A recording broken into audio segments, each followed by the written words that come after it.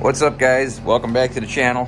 I know it's been a while since I've made a video. I've been really busy working on my truck lately. New tail lights, new rear bumper, new fuel door. I painted a bunch of stuff on it, painted some trim work. I fixed the rear tailgate. I added a toolbox. I deleted the muffler on the exhaust. So I've been pretty busy on that lately. As you can see, I haven't even painted my stack pipe yet or notched it or anything like that. So I haven't really done much of the Kubota since you guys last seen it. It's just been sitting here, but today we got some work to do. So I'm going to be going to my father's house where he's got a long gravel driveway that needs to be resurfaced. It needs to be graded out and leveled off. It's got lots and lots of potholes in it. So my plan is to bring my Kubota BX with the loader. I'm going to put that in a trailer, and I'm going to bring my back blade. I have a country line back blade that I will be hopefully fitting in the bed of my truck. I got a short bed truck with a toolbox, so it might be kind of close, but I'm thinking I could probably strap it in there with the tailgate down. I'll figure something out. So I'll be using the back blade to scrape it and level it back out. I want to dig it below the potholes. So say the pothole is an inch deep. I want to resurface it down below that pothole if possible, and that's what keeps some potholes from coming back. He'll be happy when that's all graded out because he's got about 20 ton of stone that he's getting tailgated into there probably next week sometime. So this way he'll have a nice level surface for his new top coat. Got the truck fired up. I'm gonna let that warm up. I'm gonna go out back and I'm gonna measure my back blade to see exactly how long it is. I can't remember. I think it's a 6-footer. It's been since last summer since I've even looked at the thing. So we'll see if it'll fit in the bed of my truck.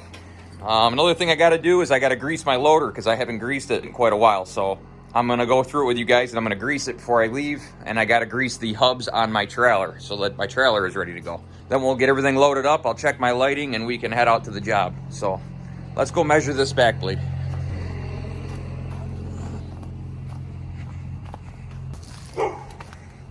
Okay, well, here's where I keep my grater box and my back blade.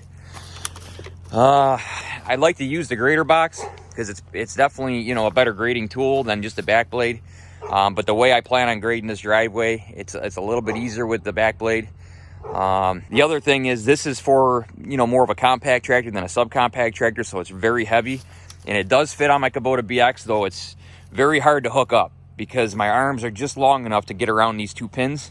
So it's kind of a pain in the ass to hook up, where with the back blade I got my quick hitch that I can just pick up and go with it. So it's a lot easier to hook this up and to remove it when I'm done, and then I could use the loader to kind of smooth everything out. So that's what I'm going to be taking the back blade today. So let's measure this and see if I can fit this in the back of my pickup truck. In case you guys didn't know, I cannot fit my tractor and loader with the back blade in my my trailer. It's just not long enough. I plan on getting a 14 or 16 foot trailer very soon. I'm going to be selling my current trailer, which is only a 12-footer. And hopefully then I will be able to get everything on one trailer, because right now it's kind of a pain in the butt. Okay, yeah, we got a 6 foot. Okay, so 6 foot. This is also for a compact tractor, not a subcompact. So this back blade is definitely too big for the Kubota BX, but it does handle it just fine. The biggest issue I have is when I angle it, you have to do quite a bit of adjustment because your blade is so long. You got to adjust quite a bit of your linkages to get it kind of grading the way you want it. If this was a 5-foot blade, it'd be a lot easier to grade with, that's for sure. At least with the Kubota BX. So we know that's 6 foot. Let's go into the bed of my truck and see if it'll fit.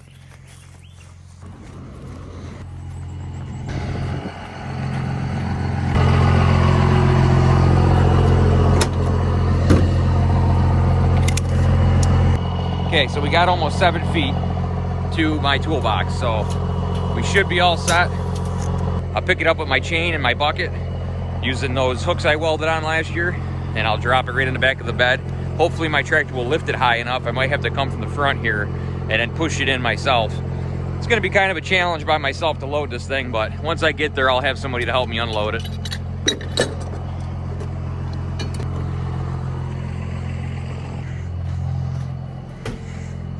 Okay, so I think the first thing I'm gonna do before I even grab that back blade is I'm gonna grease this loader, because I know it's been a while since it's been greased. It's definitely been over the recommended 10 hours, which I'm usually not like that. I'm usually right on it. But this winter's been kind of crazy. I haven't used the tractor a whole lot this winter.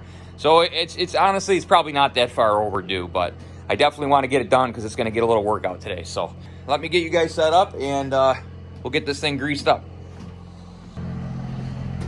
All right, so for grease, what I use I use this Lucas Molly. It's mining and construction grease. It's a very, very heavy duty grease. Any Molly grease is a really good grease to use. That's what I would recommend using on any piece of equipment, especially a heavy piece of equipment. Anything that you're going to be working hard and those pins are under an extreme amount of pressure when you're lifting things and digging things, you always want to use a Molly grease because it's going to stick to the pins a lot better and it's going to last a lot longer. So always use a high quality Molly grease. Another good grease that I use is this Mag 1. This is another good grease to use, and again, it's Molly, high extreme pressure, good grease. I have separate grease for my bearings. As you can see, this is Mag 1 bearing grease. I have this in a separate grease gun, which I use for my bearing spindles on my mower deck, as well as my wheel bearings for my trailer. So that's what I use that for. It's always good to have a couple different kinds of greases on hand, and it's always good to keep a couple spare tubes on hand in case you run out halfway through the job, which we all know happens almost every time you grease. Got my grease gun. It's nothing fancy, it's just an old single pump. You gotta have two hands on it. Usually I try to keep it between my legs or up against my my waist as I'm pumping it. It's kind of a pain in the butt. Eventually I will be getting a Milwaukee grease gun. I have a Milwaukee grease gun that's at work, but I need to get another one for home. But currently I don't have enough things that I need to really grease to make it essential, but eventually I will be buying a nice cordless grease gun. So, okay, so the first ones I always grease is up at the top. It's always good not to have any weight on your loader. You don't want to have it pushed down or have it under any stress. You just want to have it down on the ground and relaxed. Once in a while you will have to pick the loader up to get to certain fittings, I realize that. But the less stress you could have the loader on when you grease it, the more grease you're going to get in and on those pins. So keep that in mind. Well, I try not to go crazy when I do this. You don't want to overdo it, because then you'll have grease all over your tractor. You can usually hear it popping, and you know you're starting to bleed the grease through. Just go really slow, and the first sign that I see grease is starting to come out of one end, or either end, that's when I'll stop.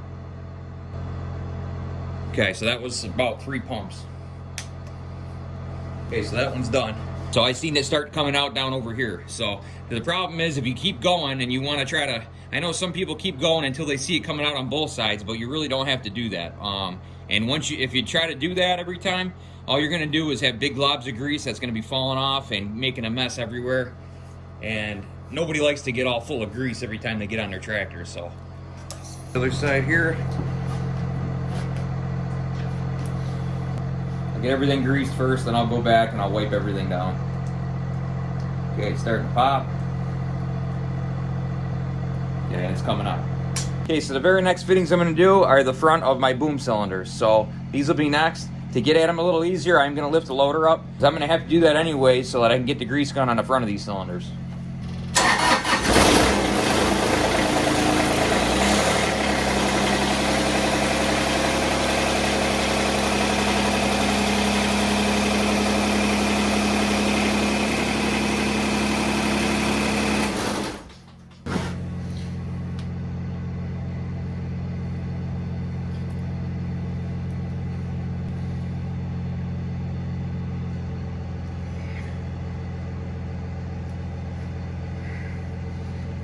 Okay, that one's good. Now I'll be doing the other side.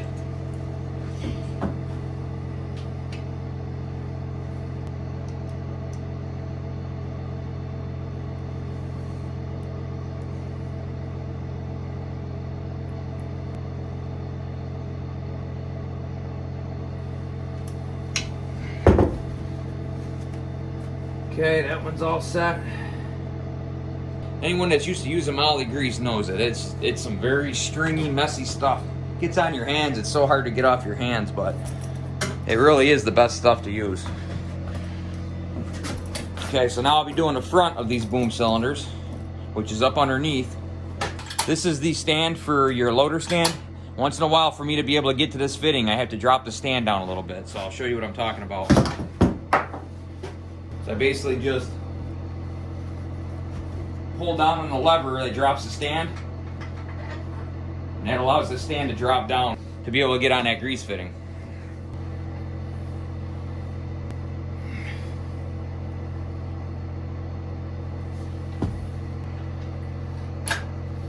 Okay, that's that one.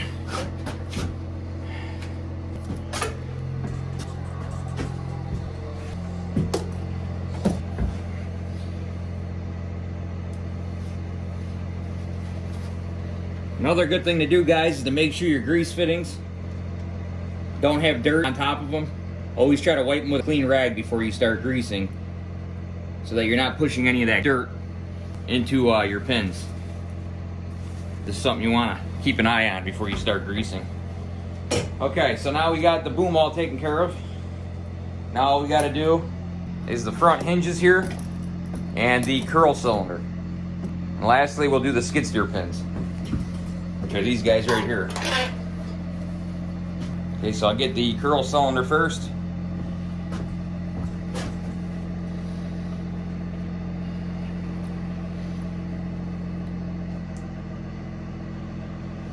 These are the ones for me that normally take the most amount of grease, and they also take the most amount of abuse.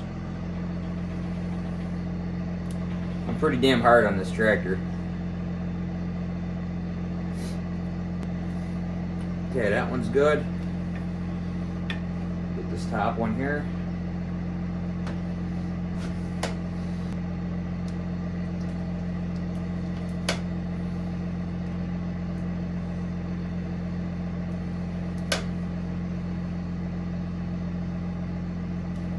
Okay.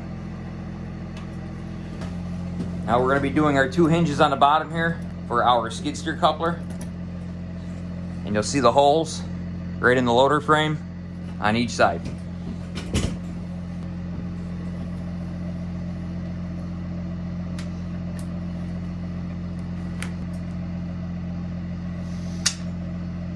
Okay, that one's good.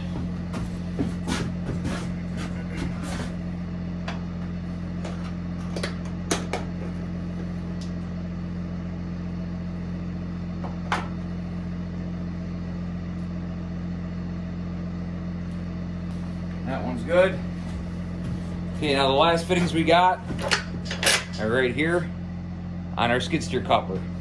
Now these you don't need to put a lot on, and what I usually do is I work it as I grease it. So a good place to have your locking pin is in the middle.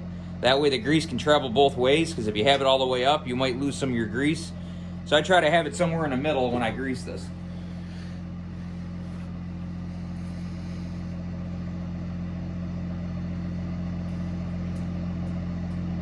Once I see it start coming up, I'll work it.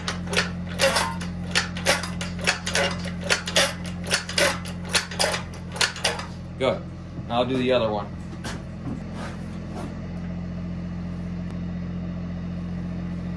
See it start coming out. And work it.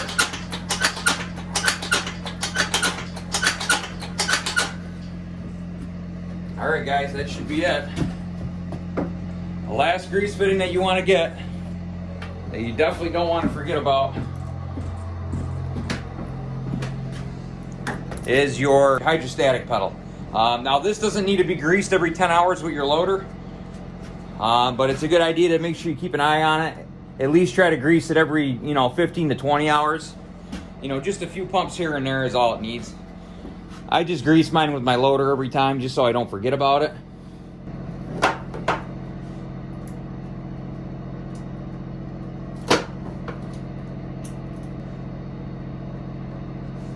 Okay, I just gave it 3 good pumps. It should be plenty. So we got our pedal greased. We got the top of our boom arms where they pivot. We got them greased. We got our boom cylinders greased on each end. We got our hinges at the bottom of the boom for the skid steer coupler done. We got our curl cylinder done on each end. And we got our skid steer locks all taken care of. So should be in good shape. I'm gonna get all my tools picked up and cleaned back up, and I'm gonna start this up, move it outside, let it warm up, and I'll get back with you guys after when I go to pick up my back blade to put it in the back of my pickup truck.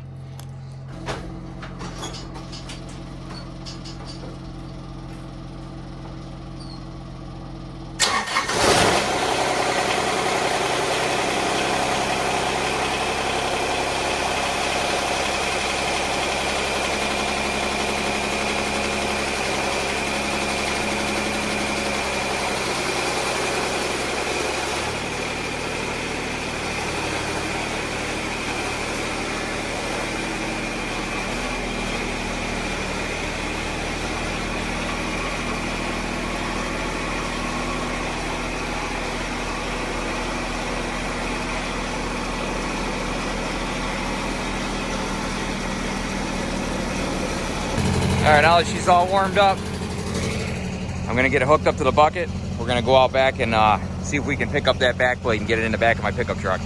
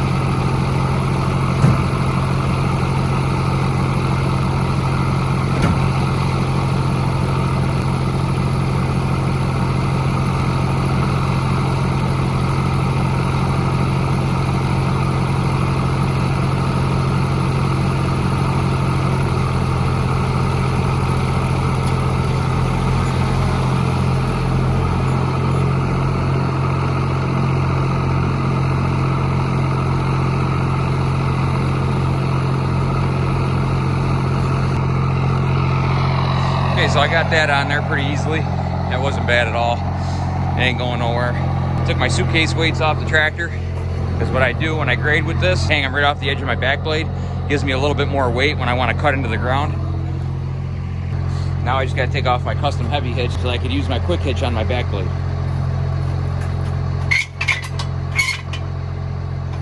Take this with me just in case I need it. The only thing I didn't grease was my bearings. I got these bearing buddies on my trailer. They're really nice. They got a grease fitting right on the end.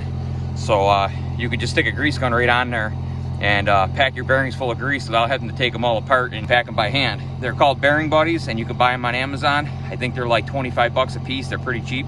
I just remembered that my other grease gun that I use for bearing grease broke at the end of last summer. So I'll have to grease these another day when I pick up a new grease gun.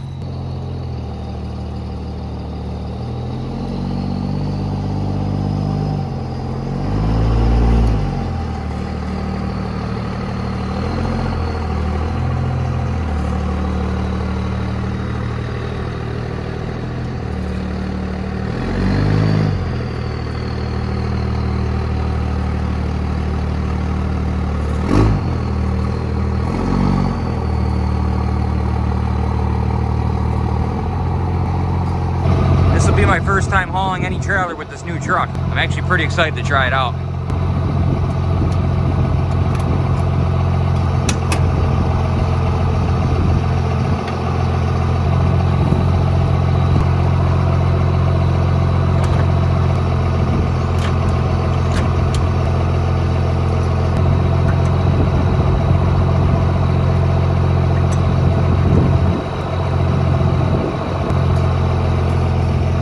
As you can see, my tailgate interferes with the jack that doesn't work on this trailer anyway. For right now, I'll just tie the tailgate up.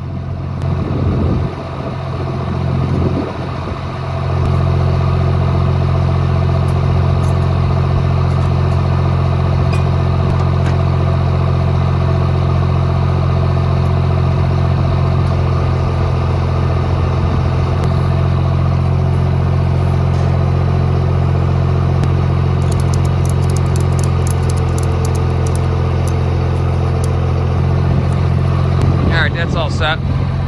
Ain't going nowhere. Okay, so since this is the first time I've actually hooked my trailer to this new truck, everything else hooked up pretty good, but my trailer plug is about 4 inches too short. Luckily, when I rewired this whole trailer last year, I left myself a bunch of spare wire here, so I'm gonna cut these zip ties and bring this forward, plug it in, I'll test my lights, and we should be all set.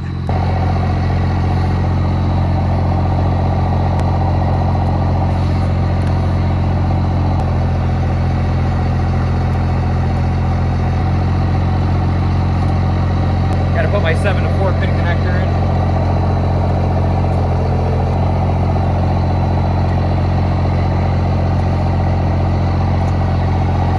Alright, I'm gonna have to remove this ground cable and move it forward because I'm not gonna have enough length on that ground.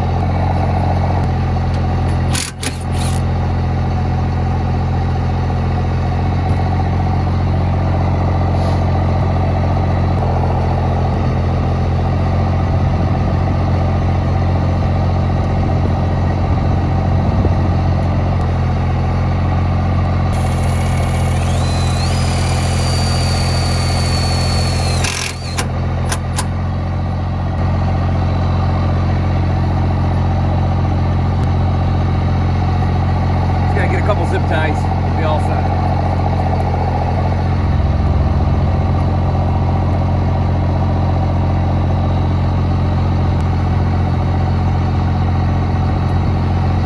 Okay, we should be all set.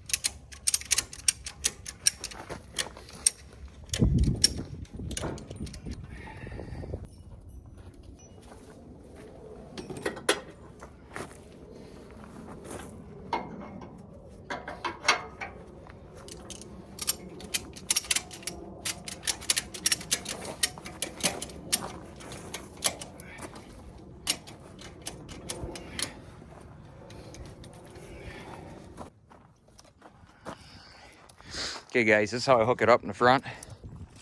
If you guys see, I got this 2-inch receiver hitch that I bought for the front of this, and this is what I also use for my winch that I have. This is the plug for my winch. So when I need my winch, I just slide in a pin. I got it mounted to a receiver, I slide it in, I pin it, and I'm ready to go. The other reason I like this so much is it's got this tie down point. I use it all the time when I haul this tractor. In the back, you'll see I have my custom receiver hitch from Reese. I bought this at the hardware store. I put it on a drill press and I drilled it out so that the holes all matched up. I took off the original Kubota BX rear hitch and I installed this Reese one, and it bolted right on after I walled out the holes a little bit to make it fit. So this is great too because I got those 2 tie down points, which was the main reason I wanted it for the rear.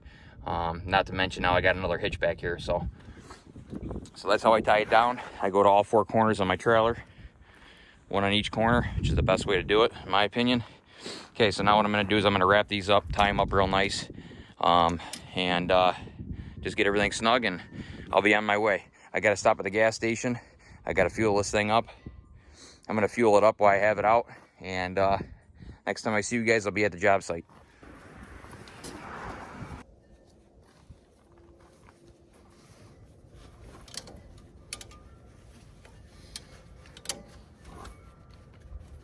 This is how I like to do this. I fold these up real nice, especially if I'm not going a real long distance. And I pinch them up underneath the handles and they don't go anywhere. I've never had a problem doing it this way, and it's nice and clean. Go over each one of them, make sure they're all tight as I wrap these up one by one. I just keep folding it.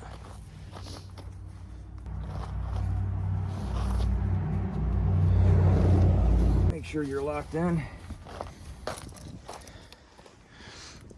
Pull it up through the handle like that, and it's pinched and ain't going nowhere. I don't know if you've seen me, but I did weld these jacks on this trailer last year. I got 1 on each side. They're from Harbor Freight. They're like 19 bucks a piece on sale.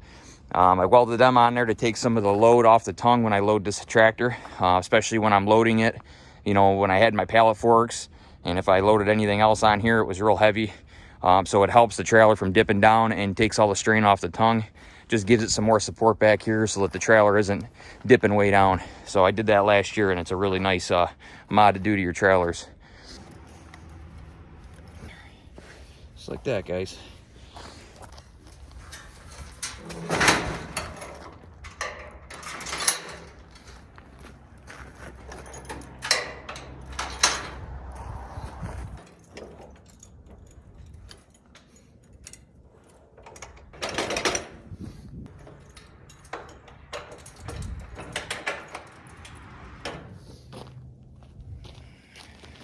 Okay guys, we were all set to haul. I'm gonna head over to my father's house.